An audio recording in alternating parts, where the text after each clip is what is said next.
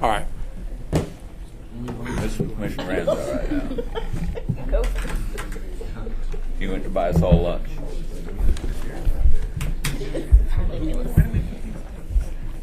Let me go to the next category.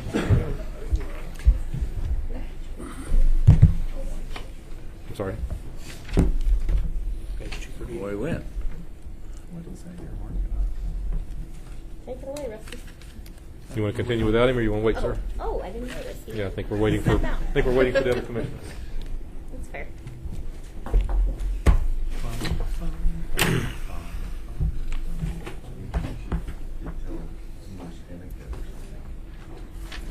There you go. All right, we're ready.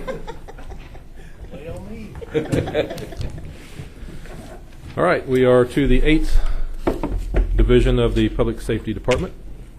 We're going to do the Division of Corrections on page 238.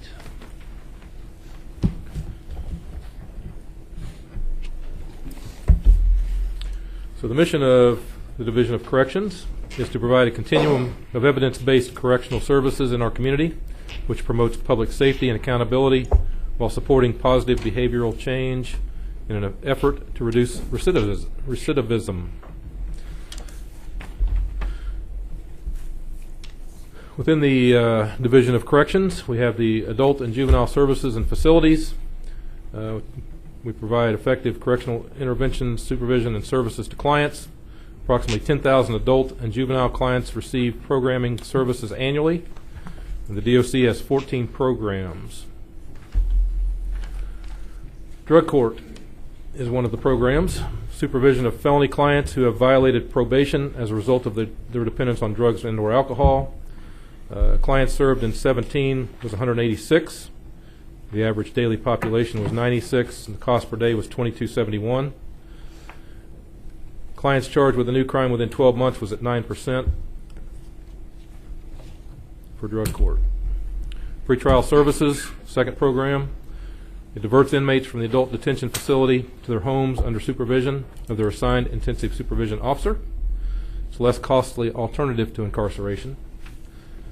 We had 1,762 clients served, a daily average population of 283, and the unit cost per day was $7.65. Percentage successfully discharged in 2017 was 59%. Adult Intensive Supervision Program, both property tax and non-tax funded. Supervision of adults who have been convicted of a felony offense and have been given an opportunity to complete probation as an alternative to a prison sentence. It's a less costly alternative to incarceration. 2,864 clients served, 1,500 daily average population, and we had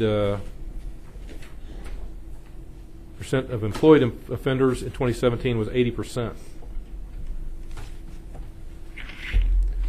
Adult Residential Program promotes public safety through close supervision of felony offenders in a residential setting. Again, an alternative to prison, less costly. 322 clients served in 17, daily average population of 61. Percentage successfully discharged was just shy of 70%, 69%. The Adult Work Release Program moved to Division of Corrections in 2018. Done by March 1st of this year. Promotes public safety through close supervision of misdemeanor and felony offenders in a residential setting. Transitioned from the sheriff to DOC starting in December, but was completed by March of 18. There's currently 54. Has that changed? 54 clients is basically what we're serving with a capacity of 100. Through this year, we're still determining what the daily cost will be. The Department of Corrections Administration, property tax and tax non-tax funded, supports administration, planning, budgeting, and supports the 14 programs, 332.75 employees in the Department of Corrections. The training program tracks the number of minorities hired. The Division of Corrections, or the Division of Corrections, tries to match staff as closely as possible to the makeup of the population. Since they serve a cross-section of the population, they mirror the population. Percentage of minorities hired in 2017, 46%. The number of trainings offered was 163, and staff meeting diversity training requirements was at 95%. We have 52 employees who act as trainers in addition to their normal jobs. Getting into the juvenile side, juvenile detention facility is a 24-hour facility for male and female youth, 10 to 17, who are awaiting trial, awaiting hearings or transfers to a juvenile correctional facility. 2017, there were 687 clients, daily average population of 52. 88% of the juveniles reported feeling safe in the facility. The juvenile residential facility provides 24 beds for male and female youth in a residential setting as an alternative to detention. Served 195 clients, 16 on a daily average, and 73% successfully completed that placement. The Judge Rydell Boys and Girls Alternative Program is property tax funded, provides evidence-based cognitive behavioral programming for moderate and high-risk juvenile offenders in Sedgwick County. Served 110 in 2017, 13 graduates, 12 male and 1 female. The 6-month recidivism after graduation was 10%, and at 12 months it was 6%. The Juvenile Intake and Assessment Center provides intake and assessment for referral services 24 hours a day, 7 days a week. The strategy is to intervene early and prevent youth from getting more deeply involved in the juvenile justice system. Had 1,832 intakes in 2017. Juvenile Services Contract, Kansas Department of Corrections, Juvenile Services awards an annual block grant to provide prevention and early intervention services. The detention advocacy service provided by Kansas Legal Services can effectively address risk factors for future delinquency as prioritized in the Community Comprehensive Plan. Legal representation for youth needing counseling. Served 199 youth in 2017 and for 445 hearings. Juvenile Field Services, Juvenile Intensive Supervision Program is an intensive community-based program providing services to offenders at risk of entering state's custody and placed on intensive supervision probation by the court. Had 275 clients with a daily average population of 115. Juvenile Case Management provides supervision and case management for offenders in the custody of the Kansas Department of Corrections. And the Conditional Release Program provides supervision for offenders released from the state correctional facility. 354 clients in 2017 and 167 daily average population. Getting into budget, we will go to the main budget page. And so personnel shows a decrease. Again, those are the adjustments. Contractuals, we have a reduction, which was primarily a one-time reduction or a one-time allocation for work release that will not reoccur in 2019. Commodities, the reduction there is also twofold. Part of it is a one-time allocation for work release in 2017, and the second part was a reduction of a program, an IAP program, which accounts for a reduction in commodities by just shy of $300,000. The equipment allocation in 2018 did not carry over into 2019. That was largely for the purchase of a data management system for the Department of Corrections, and that is in process now. That purchase is in process now, and then interfund transfers are transfer of grant monies. We do have a couple of decision packages for the Division of Corrections. The first is a request for an allocation of $360,130 to support work release in 2019. The justification for that is that the 2018 revised allocation for work release is greater than the 2019 allocation was. Essentially, they're asking for $243,921 in contractual increase and $116,209 in commodity increases for the total of $360,130, which brings the allocation for management of the work release program to a flat budget equal to what the 2018 revised is.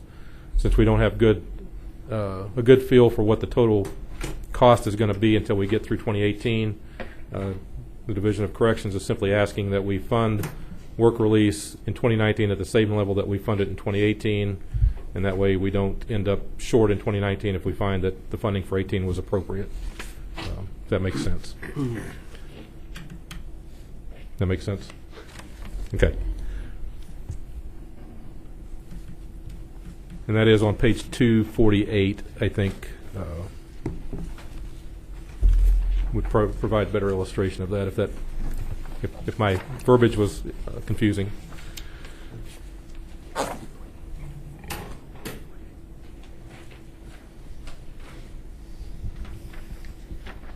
So, if you look at 248, the total allocation for work release on page 248 was $1,681,917 for revised for 2018, and the 19 budget allocation was $1,321,787.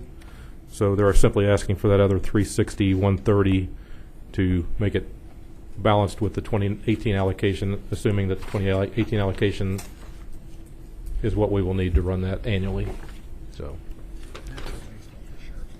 that's the rationale for that. The second decision package that they have offered is a request for $100,000. A moment ago we talked about the allocation in 2018 to purchase a data management system.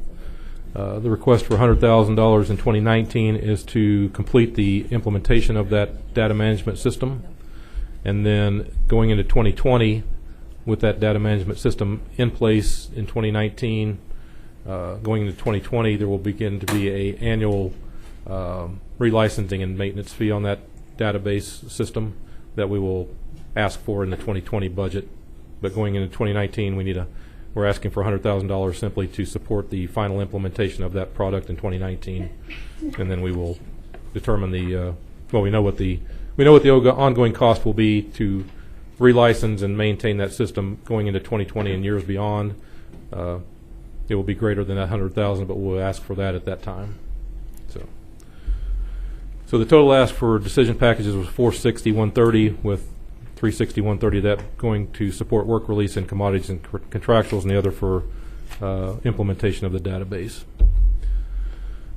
There is a revenue package that the Department or the Division of Corrections is offering. This is in process currently and should be complete fairly soon. There is an 18-bed pod in the juvenile detention facility that is not being utilized. There is an outside vendors interested in utilizing that space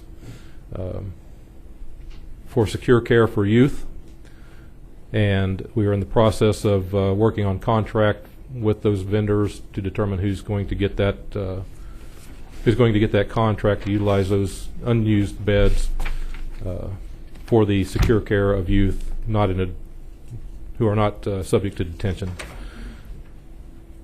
The projected revenue on that is $350,000 per year. So for 2018, if we get that implemented, it'll obviously be something less than that, prorated. But going into 2019, it's anticipated it'll be $350,000 annually for the revenue on that contract.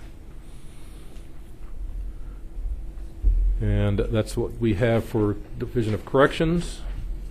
The final is the Crime Prevention Fund. Just a moment, please. Yes, sir. We got a question. Before we move on, back on the JRVR program, I just have a quick question on the recidivism. It says recidivism in 6 months is 10, and 12 it's at 6. I mean, Your Director of Corrections. I would think it'd have a cumulative effect. So can you explain that? When we started that program, it's still in the beginning stages of that. So when they did the check at 6 months, it's going to be a little bit better. What we ended up having is a recheck on the recidivism. What we were actually determining was recidivism. And one of the modifications that I made last year was to determine the definition of recidivism across the division. And some people were using one definition and not another. So I changed that last year of July so that they would be actually checking the exact same thing. And so what we do, what check we make on recidivism is actually reconviction or reconfinement. One of the things they were using was rearrest. Okay, so but have you applied that same definition to both of these time periods? Yes, Or no? not to the first one, but Not to the first- second one. So that's actually not necessarily accurate. It should be lower than 6%. It's not going to be lower than 6%. The first one would be. The first one might be. Oh, That's yes, what I mean, the first because one, the 6-month You one. can't have 10% at 6 and then it go down to Correct, 6% at 12. correct. So you're saying that 10% was probably higher than what it Right. would have been if we were, well, I don't know how. They would have been counting probably arrests, Right. which made that higher than it should have been. I don't know if it's worth the effort, but you may want to go back and, I mean, that just doesn't look right. So either don't use it or correct it so that it has the same standards so that we can use it going forward. Or just, you footnoted it. Yeah. No. Okay. Thank you. While you're on recidivism, that is one of your missions. That's on correct. Your first page. You list it on this and drug court, I think, are the only two places that you list that. Do you track it for any of the other programs? We track recidivism on almost every single corrections program except for detention, because those kids are there to be held and only held. So every adult and juvenile program are tracked for recidivism. Okay. But even on the detention, you've got school programs and so forth? Yes. But they're there mostly to be held in a safe and secure environment. And so we don't do programming necessarily other than their educational requirement. So recidivism wouldn't be something that we would be trying to change while they're being held, because some of them are not even adjudicated. Okay. Well, you may want to list the recidivism on your On other each slide? programs then, since that's one of your missions. Okay, thank you. Thank you. Additional questions? The final is also Linda Martin's.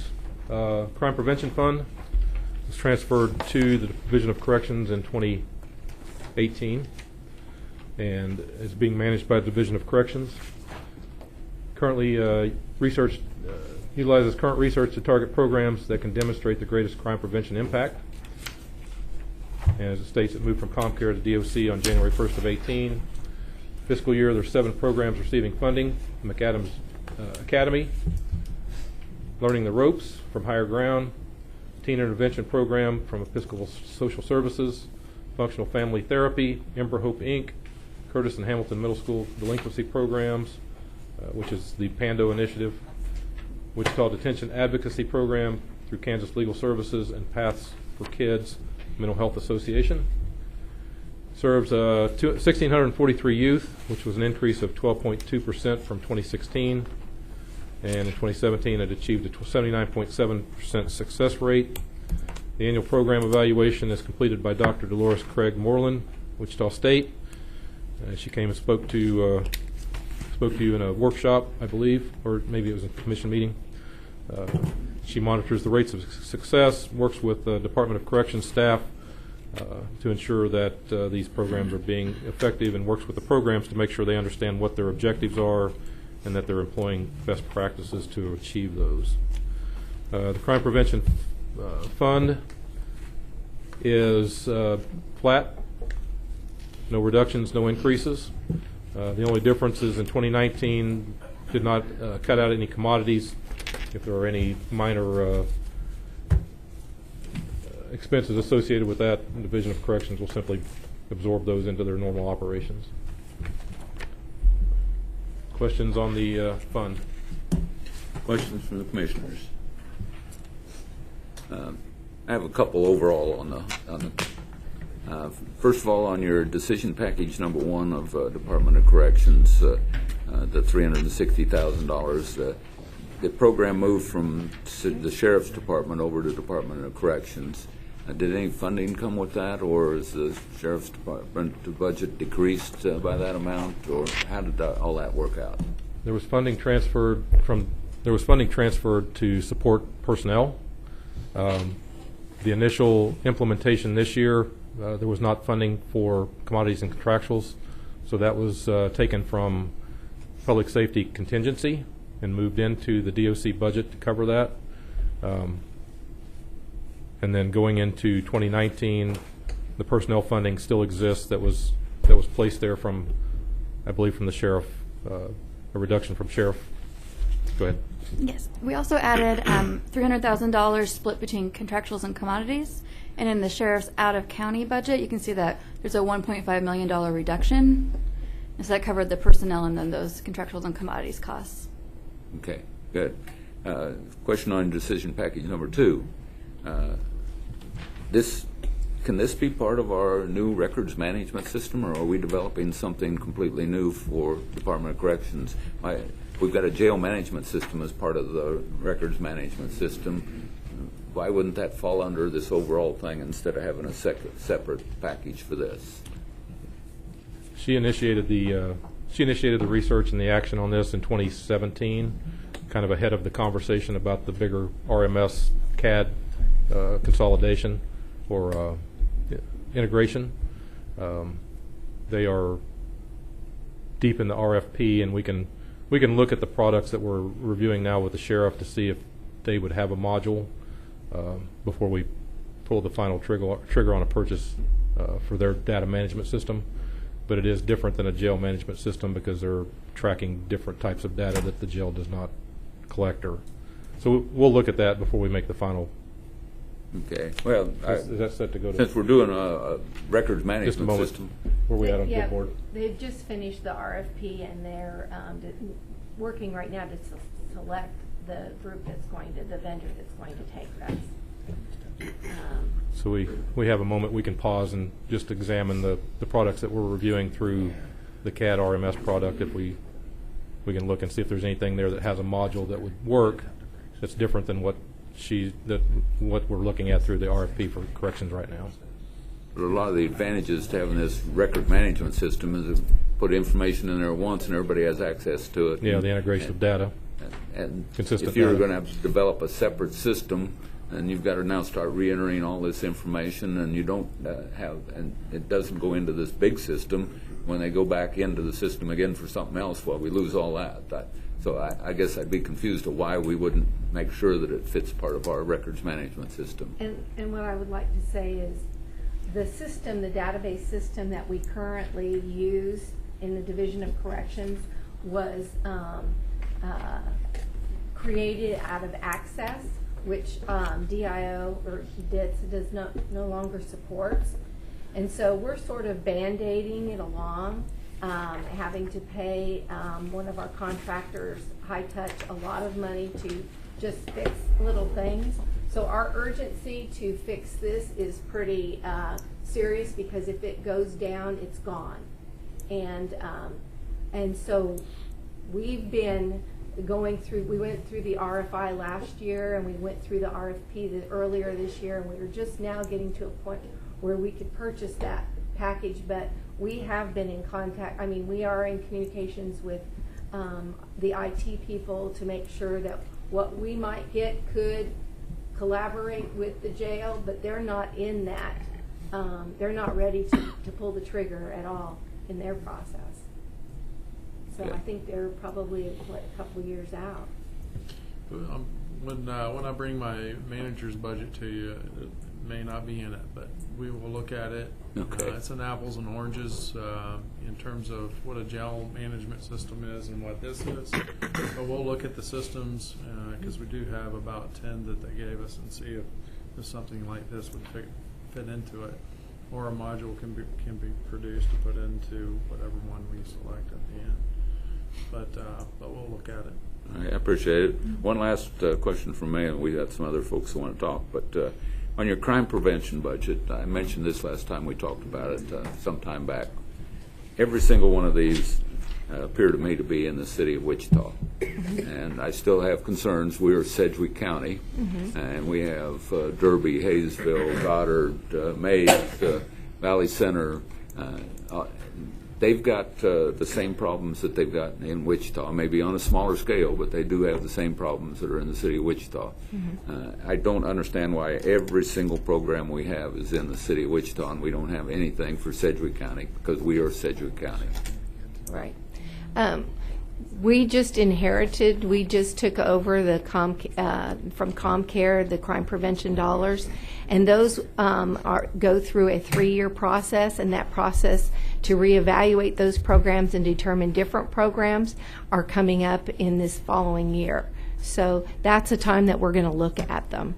I don't know that you want to have different programs. Pando Initiative and some of these other ones can branch out. But I mean, we look at what else we could change, Okay. because these do run on a 3-year renewal process. Yeah, Commissioner, I'd point out that the funding that is expended through that process is allocated through an RFP process. And so one of the things that we're limited by is the types of programming that applies for the funding. And so while we encourage people to make sure that they have coverage areas that include all kids, we're somewhat limited by the folks who are provided, or we have been in the past. And it may be that we'll see new vendors apply for the next RFP cycle, but to some degree we're limited by the folks who apply. I understand, and hopefully you can urge them to take a look at Sedgwick County and not just Wichita. Commissioner Ranza. I actually have a question now all the way back to MABCD. I've been waiting. I've been waiting for. What is the status on this IPC code review? Yeah. Go ahead. So the amendment package has been prepared. There are some administrative corrections and review that we're completing. It will be reviewed again by the Plumbing Advisory Board in their next meeting, the beginning of June. Okay, do you have a draft, something that you can send to me? I can, yes, sir. Okay. I could send that to all commissioners. Okay, because I have a couple specifics that I want to make sure and not get too far along before. Okay. Yes, sir. What's the estimated? I mean, this has been going on forever. So then the Plumbing Board meets the last Wednesday of the month, and then from there we would begin the process to bring it to BOCC. Okay.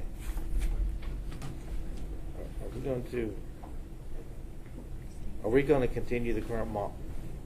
Okay, well. Yes, sir, for the time being. So this will bring the amendment package to the IPC so that it will then be fully amended. Right now, my two concerns are this. First of all, I mean, we have a code. Do we have a mechanism for variances or anything that you can approve right now? Yes. Is that authorized? Yes, we do. So anything in there can be, Well, I mean, someone can come in and say, hey, I want to do X, Y, and Z differently. Yeah. I don't want anyone who wants to use IPC to be stuck and not be able to use something that makes common sense, because we've been dragging this out for years. And then I'm also concerned about the environmental portion of the IPC. I'd like to have that completely removed. So that's what I want to check on and follow up. Copy, sir. And to clarify, yes, currently, so the Plumbing Appeals Board as well as our variance committee would be able to review anything No, I'm not IPC talking related. about, while we're waiting, see, this is the problem. If someone wants to do something that makes common sense, and we already know it makes sense, maybe it's going to, this has been dragging on forever. I want someone to be able to get instantaneous approval to do it, not have to go through some stupid rigmarole committee or variance thing, because this has been waiting for a year and a half or however long it is, because it's been, there's been some shenanigans going on and dragging it out. It's about the customer. I want him to be able to do whatever he wants to do under IPC if it makes sense, and let's not. You understand what I'm saying? Yes, understand, sir. Facilitate that, and if it's whatever the quickest way is, I'd like you to be able to say yes instantaneously if we have to, and not have to wait for this process to complete itself. It's just ridiculous. Understand, sir. Commissioner Howell. Thank you, Mr. Chairman. I agree with the previous comments, and I guess from my perspective, we've been trying to do this now for 3 years. I brought this up in 2015, and we're still doing it. In fact, now we are ready for a 3-year update on our code books. The UPC and all the I-code books are ready to go to 2018, I believe, is the right year now. But they're all supposed to be updated, and I believe that those various boards are preparing an option for us to adopt updated code books on all of them. So all the I-codes will theoretically go up anyway. So one of the challenges we have right now is this is taking so long that the amendment package almost has to be reviewed to see whether it applies to the 2018 code book rather than just the 2015 code book. So Well- it's really gotten ridiculous. Personally, and we've had this discussion, I think we should consider removing the IPC plumbing code from the jurisdiction of the current plumbing board. All they want is UPC, and that's for city and county. Both city and county use UPC. Let them review UPC all they want, okay? But we've got appointees by the city of Wichita who don't want the IPC, so they're dragging this out. So let's amend whatever the resolution is for that board and say it's the that board's only going to focus on UPC, and we'll find another mechanism to review the IPC if we have to, because we made a decision. Okay, this commission made a decision, and it's not the job of the board to try to undermine that and prolong it out and do all this stuff, and it needs to stop. So I think we should consider finding another mechanism to review the plumbing IPC in the future, because it's only for the county right now anyway. So it's just been very problematic and frustrating. On that note, the people who did the review are, I think, generally opposing the dual code or the IPC code anyway. So I guess my thought would be to have a separate review board that would do the IPC review only. But they're interested in IPC. We should have them on the review of the amendment review board, so they could move that forward more quickly. Yeah, I agree with what you said there, and I think we need to get on with it. I can say more about that, and I'll probably do that later. But I'm back on page on the Crime Prevention Fund. Last year I think we defunded one of the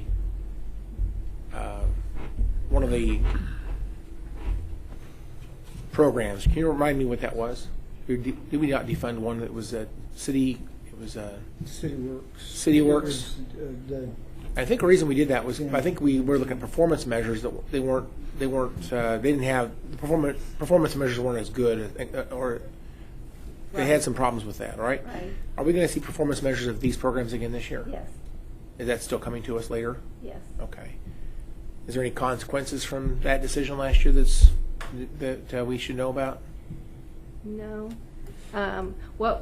What we did is we had Dr. Craig come in and really retrain the providers on their models to make sure that they were staying in line with what they were supposed to be looking for and how they were evaluating the services that they were providing. And so she has a training target for them, and then goes in quarterly and reviews with them how they're doing, so that if they move stray or drift, that we're moving them back in the right direction so that they can be successful. Okay, that's my only question. Thank you. Thank you. Any other questions? I think we're at the end of your presentation today, aren't we? We're at the end of the presentation, sir. Very good. Well, you want to give us a preview of coming attractions for tomorrow? We'll be back tomorrow at 9 a.m. and we'll be starting with finance. Woohoo! Okay. And the recording system's going to work tomorrow because Commissioner Unruh will not be here first thing in the morning. Oh, that's right. We'll double check. You're We gonna wanna miss make my sure that presentation. he's able to I'm going to review view it. you on film and then give you an Academy Award. Thank you all. We'll see you at 9 a.m.